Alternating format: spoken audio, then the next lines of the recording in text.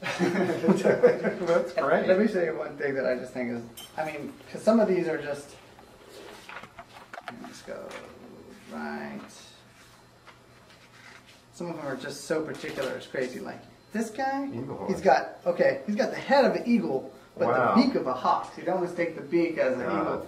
And then we got then his front paw, I mean his forearms are bear forearms. And the back of dog. But the claws are all badger, see? So not that you can, don't confuse those claws with bear claws. That's really badger claw.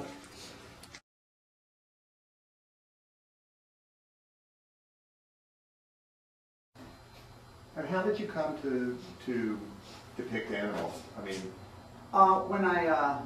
when I arrived here in Texas, so I started using animals kind of exclusively 3 years ago, and I've always had this interest in the natural sciences and natural history and animals in general, and I've drawn them a lot. I want to show you this little book. My father found all these little drawings I made when I was 7 years old, and they're like these hybrids. Oh, really? Wow. And so I was like, oh man. Oh, that's cool. You'd forgotten about this? I remember doing them, but I couldn't visualize them. I kind of remember drawing a lot of animals. Where did you grow up? In Virginia. Where? Northern Virginia in Fairfax. Oh, outside of Washington? Yeah. Uh-huh. So I was looking through this, and then if you kind of like look at a 7-year-old's drawings, and then a 27-year-old, kind of a man getting on my way to manhood.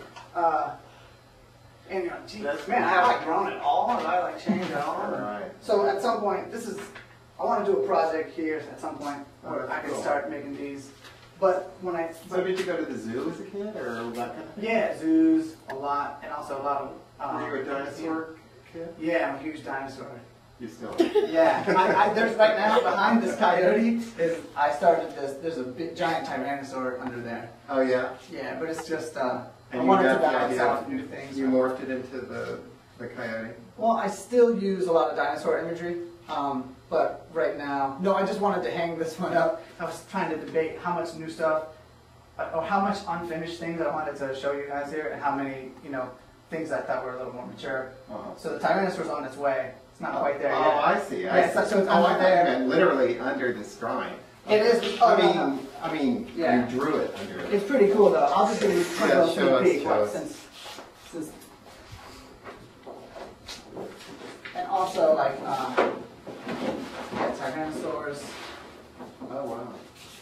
Tyrannosaurs, oh my God. Eagles, pterodactyls, volcanoes. Yeah, so you can get a shot. And all the sky glows in the dark. Wow. So anyway, so this is on its way. He's quite cool. Are you going to do more dinosaurs, you think? Yeah, I think Wow. so. I'm trying to find this one. The owls are fantastic. Oh, thanks. Yeah. Wow. It's getting there. And what about this? How about the color? Are you happy with the crazy color combination?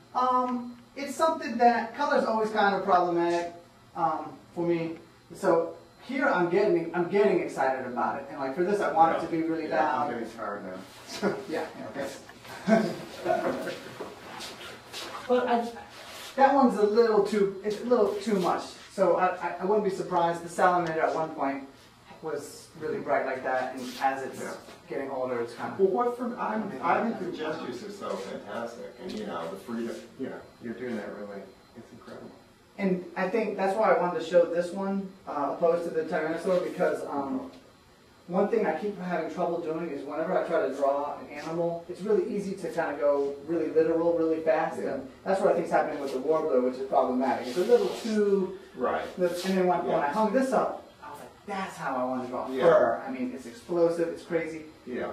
And I like to think that an expressive, fairly abstracted animal almost is truer to life than some of a really slow, really realistic painting, of a fox out there. So that's something that I kind of